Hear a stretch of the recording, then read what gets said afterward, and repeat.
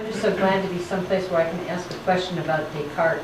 I mean, that's why I loved coming to Naropa. And not But this. he, you know, when you talk about the anti-intellectual, I mean, he was just the villain, you know, ever since I came to Naropa. And, I mean, and before that, it's not like Naropa came up with it.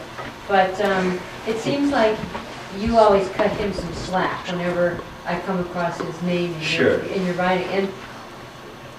And so I just would love your take on where he stands. I mean, where he stands on all of this form and emptiness. Yeah.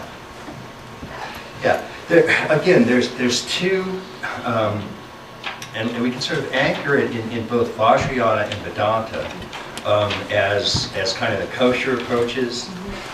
It's just that's something that Naropa would be a little bit more open to. And we just went through that version, which is the world is illusory, Brahman alone is real, Brahman is the world.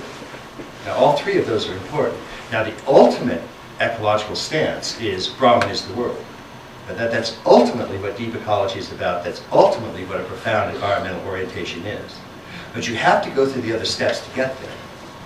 Because if you just start out aware only of the world, and you claim that that's Brahman, you've missed the first part. The world is illusory.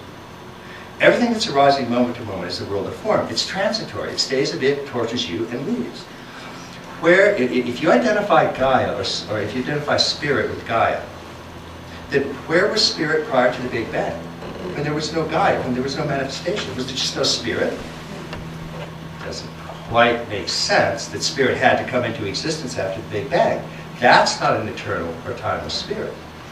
So you have to have the whole meditative, satori, awakening component is seeing that the entire manifest world is an illusion.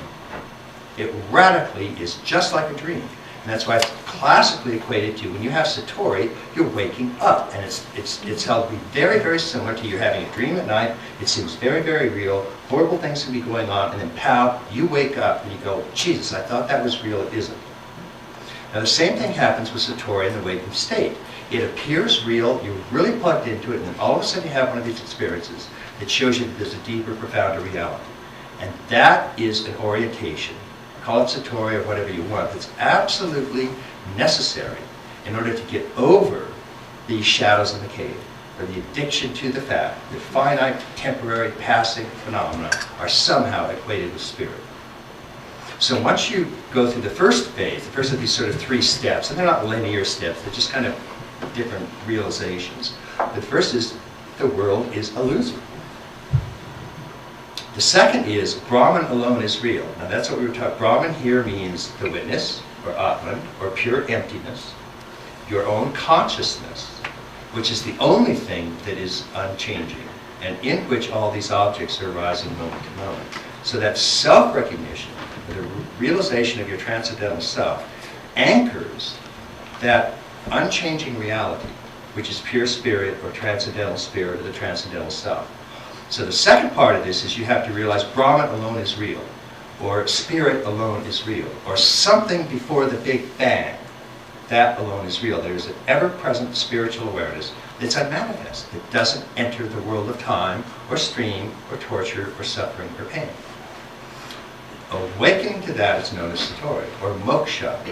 And that's profound reorientation, because it shows you the ever-present reality that doesn't change when all of these exterior states are changing. Then there's the third step, which is, even if you're resting as the witness, and all of these things are arising, rising, and falling, and rising, and falling, you have equanimity in the face of all of this, and you are detached from all of this, and there's a sort of a clear, light, radiant emptiness that is your fundamental and ever-present condition. The witness still has a sense of standing back and witnessing something out here. So the third stage, which is moving into the non-dual, is realizing that subject and object are one. And as we were saying earlier, Brahman is the world. Now, that emptiness is form. That which is form is not other than emptiness. That which is emptiness is not other than form. So that's the ultimate non-dual realization. What Descartes was doing was an almost perfect version of Western Vedanta. And he absolutely brilliant in what he was doing. And what he wanted to do is to get people out of the realm of mere manifestation or mere samsara. And so he used doubt. He used intense inquiry, which is just like Ramana Maharshi's inquiry, which is, who am I? Or what is it that I can doubt?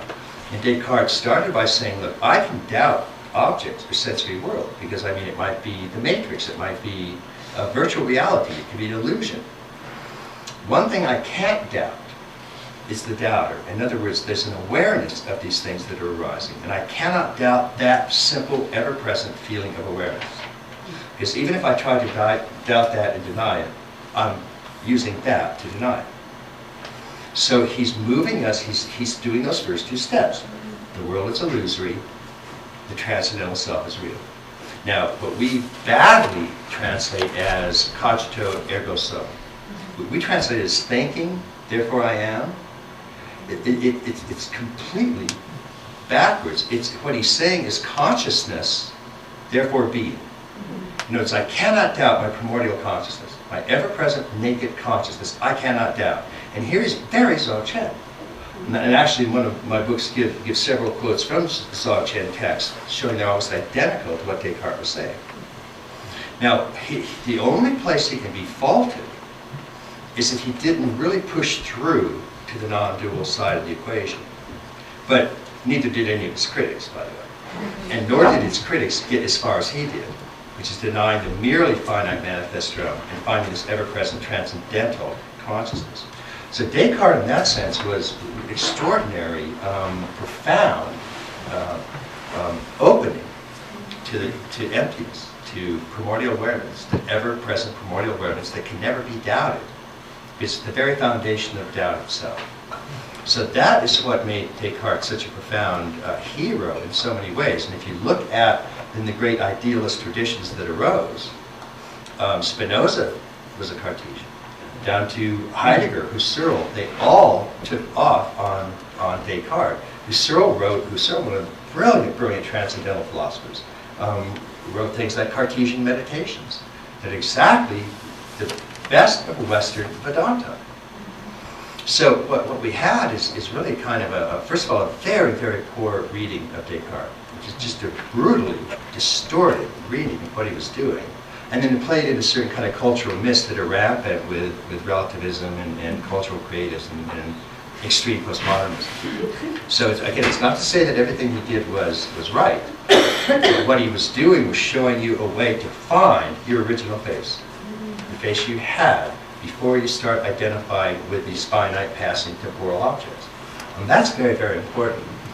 You have to push through that witness to find the non-dual realization, and then you can rehabilitate a kind of deep ecology. But the really fundamental thing that all of these people agree on, please come in, that is sort of that three-step process. The world is illusory, Brahman alone is real, Brahman is the world. And you can say the same thing, form is illusory, emptiness alone is real. Emptiness is form. You say the same thing again. Samsara is illusory. Nirvana alone is real. Nirvana is samsara. If you leave out any one of those three steps, big trouble. And most of the things that we get taught in alternative institutions leave out one of those. They err to one side or the other. And that tends to be a real problem. So Descartes was really quite extraordinary.